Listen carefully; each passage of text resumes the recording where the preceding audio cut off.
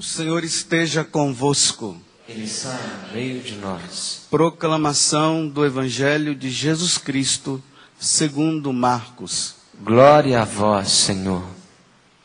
Naquele tempo, Jesus saiu de novo da região de Tiro, passou por Sidônia e continuou até o mar da Galileia, atravessando a região da Decápole. Trouxeram então um homem surdo, que falava com dificuldade, e pediram que Jesus lhe impusesse a mão. Jesus afastou-se com o homem para fora da multidão. Em seguida, colocou os dedos nos seus ouvidos, cuspiu e com a saliva tocou a língua dele. Olhando para o céu, suspirou e disse: Éfata, que quer dizer, abre-te. Imediatamente seus ouvidos se abriram, sua língua se soltou e ele começou a falar sem dificuldade. Jesus recomendou com insistência que não o contassem a ninguém. Mas, quanto mais ele recomendava, mais eles divulgavam. Muito impressionados diziam: ele tem feito bem todas as coisas. Aos surdos faz ouvir e aos mudos falar. Palavra da salvação. Glória a vós, Senhor. Quero ouvir o que o Senhor irá falar. Tua palavra vai minha vida transformar. Luz para o meu caminho, verdade e vida.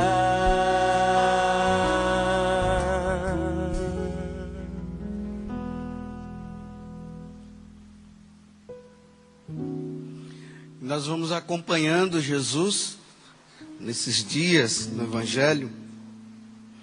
Jesus que vai anunciando a boa nova. Ele está na Galileia, lá na região, na cidade mais ou menos ali de Cafarnaum, onde ele morava. E em toda aquela região ali, Jesus vai pregando, Caná e outras cidades. Mas só que tem um momento que Jesus faz um desvio.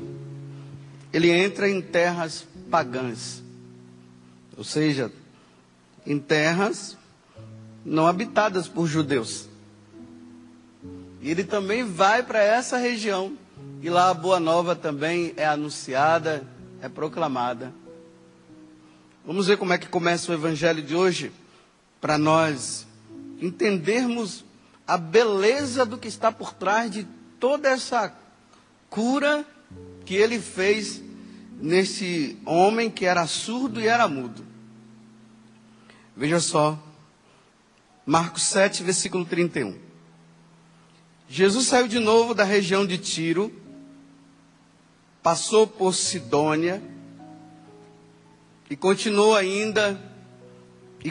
até o mar da Galileia, atravessando a região da Decápole. Então aqui, esse nome dessa cidade, ela é importantíssima para nós entendermos o que aconteceu ali. Porque senão a gente fica observando assim e vê simplesmente Jesus fez um milagre e pronto, e o surdo saiu na maior alegria. Então o que é essa Decápole? Pelos anos de 63 antes de Cristo, essa região aqui da Decápole, ela era uma região habitada pelos gregos. O Império Romano vem, domina toda a Palestina, inclusive essa cidade, que na verdade Decápolis quer dizer 10 cidades. Um historiador chamado Plínio, ele deu o nome dessas cidades: Damasco, Filadélfia, Rafana, Citópolis, Gadara, Hipos, Pela, Senata, Gerasa e Dion. algumas dessas cidades aqui ainda se encontram os restos dela, né? Naquele ano que eu passei os 10 meses na Terra Santa, eu tive a oportunidade, junto com outros padres, de conhecer esses lugares aqui, principalmente Citópolis. Eram cidades que antigamente eram gregas, que se tornou agora romana. Então veja só, nessas cidades se cultuavam diversos deuses. Veja, para nós, né, quando a gente fala aqui, o nosso Deus é Jesus Cristo. Mas aqui eram cidades pagãs, ainda mais que os romanos conquistaram. Então imagine, nessa cidade existiam esses deuses chamados Júpiter, Netuno, o deus do mar, tinha Marte, Mercúrio, Vulcano, Apolo, Diana, Minerva, Vênus. Quando a gente estuda a história, a gente vai percebendo, né, que você vai lembrando agora na medida que eu fui falando o nome dessas cidades. O que significa isso? Nessa cidade, nessas 10 cidades, os habitantes dela iam lá e ofereciam incenso a esses deuses. Diana, a deusa do amor. Então, quem queria casar, recorria a Diana. E se ajoelhavam lá, incenso para tudo quanto era lado, para Júpiter, o Criador de todas as coisas, e assim por diante. Agora vejam, gente, é nessa região, não sabemos em qual dessas cidades Jesus entrou, porque os evangelhos não mostram, eles falam que Jesus estava passando na região da Decápole. Então nessa região tem um homem que está lá, surdo, mudo, a língua dele era presa, ele não falava e ele não ouvia. Que situação deprimente.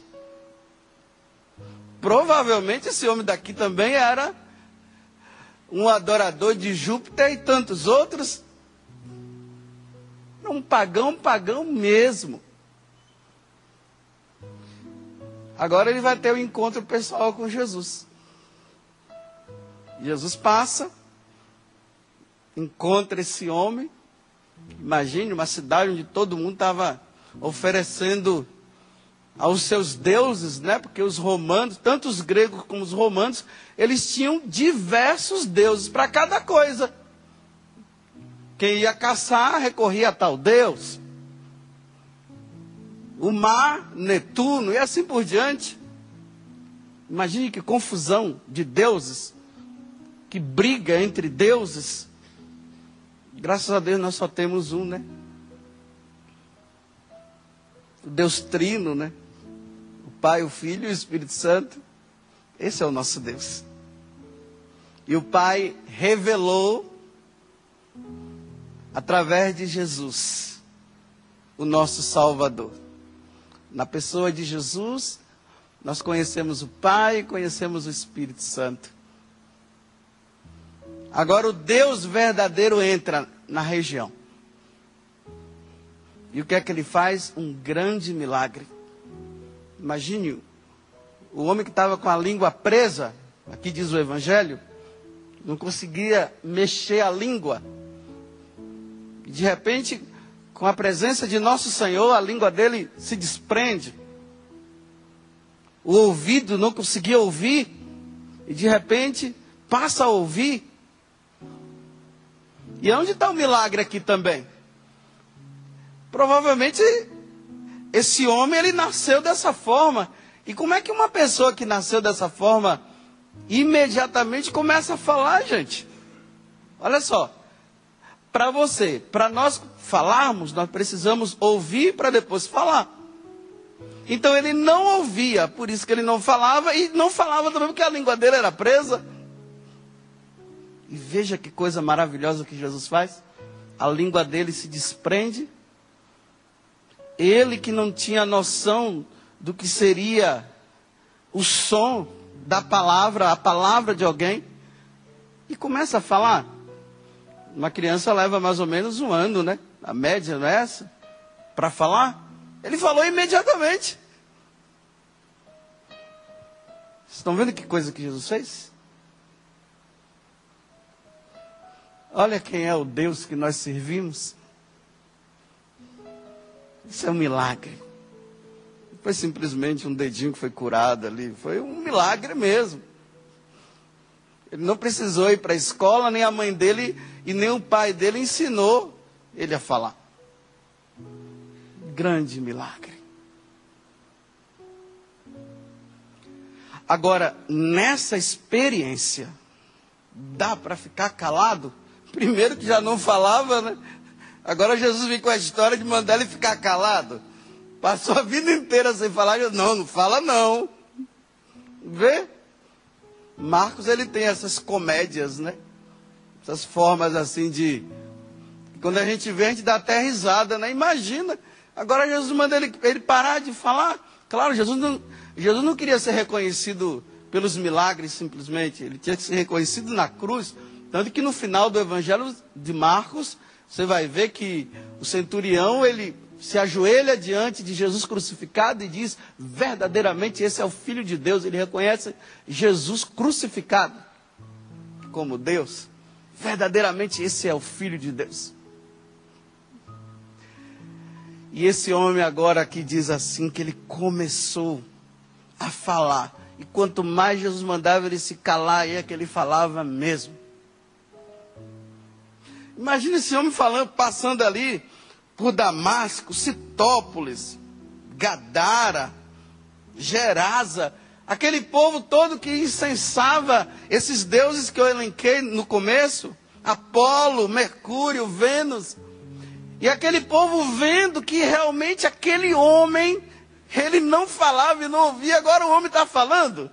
Encontraram um Deus mais forte. Agora não tem Apolo, não tem Vênus, não tem Diana, não tem outro não. Agora encontraram o Deus. Depois vocês peguem o capítulo 4 de São Mateus, versículo 25, você vai ver que quando Jesus sai pregando por toda a região, por todos os lugares ali diz que vinha gente da Decápole atrás de Jesus. Provavelmente foi por causa dessa cura, né? Cura não, por causa desse milagre, né? Porque esse homem não parava de falar. Olha, eu estou falando, mas quem foi que fez Jesus de Nazaré? Foi ele que fez isso comigo. Olha, eu estou falando, fala aí, estou ouvindo o que você está dizendo. Mas o que foi que ele fez? Pegou ali a saliva dele, passou, estou ouvindo. Esse homem é demais. É demais esse homem. Aí o povo, não, eu quero conhecer. Vocês estão vendo o que é evangelização? O que é falar de Jesus? É falar de uma experiência própria que eu tive com Deus? Às vezes a gente fica pensando que o cristianismo é uma religião de ficar dizendo pare de fazer isso e pare de fazer aquilo. Ontem mesmo uma pessoa dizia assim, mas padre, há quanto tempo que o senhor não fala aquelas pregações que mandavam todo mundo para o inferno?